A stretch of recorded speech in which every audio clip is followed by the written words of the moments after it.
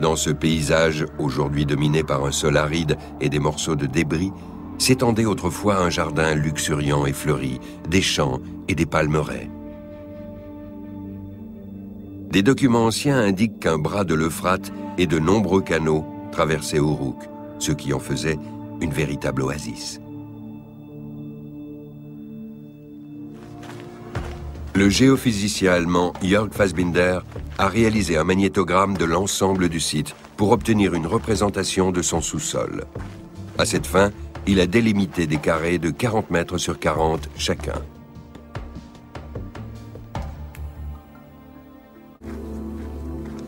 Les segments mesurés confirment les indications des documents anciens.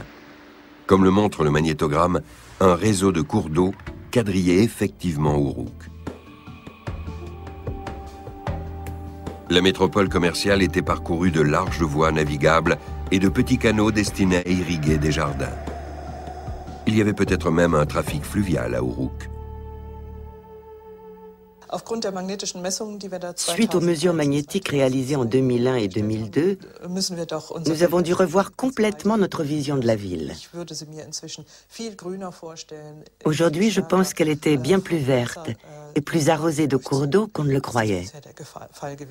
Nous savons aussi qu'un canal coulait tout autour de la ville et que de là, de nombreux petits canaux irriguaient les champs. Ce devait donc être une région très verte.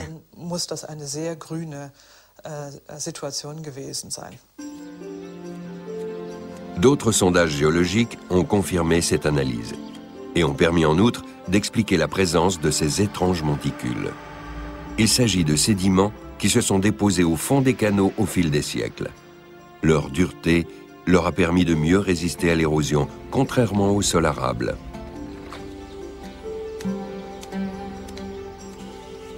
Avec ces découvertes, c'est la première fois que les chercheurs observent une concordance entre les données recueillies sur le terrain et les textes de l'épopée.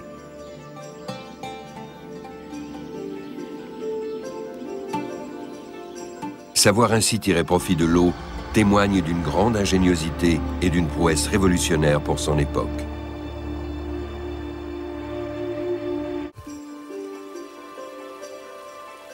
La cité possédait au moins une porte d'eau permettant d'accéder à ces trois ports. Pour faire venir des marchandises, il fallait passer par ce goulet bien surveillé.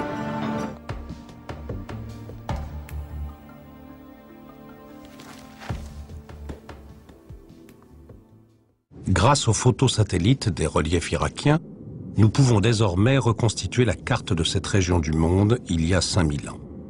Nippur, Uruk, Ur et Girsu, principales villes de la civilisation sumérienne, s'étaient donc établies dans un paysage totalement différent. À cette époque, la confluence du Tigre et de l'Euphrate était située plus au nord. Sur cette tablette d'argile qui figure le plan de la ville de Nippur, on peut voir l'exact emplacement du temple et de l'enceinte qui protégeait la cité. À l'ouest de la muraille coulait l'Euphrate dont une partie du cours avait été détournée pour alimenter la ville.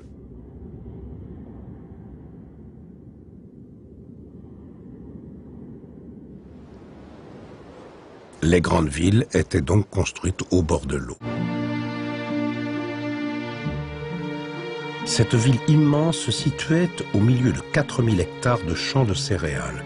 Son port recevait les marchands venus du golfe Persique et exportait des denrées à plusieurs milliers de kilomètres de là vers la péninsule arabique. Toute l'activité de la cité se cristallisait autour du temple, lieu de prière dans lequel toutes les décisions politiques et économiques étaient prises.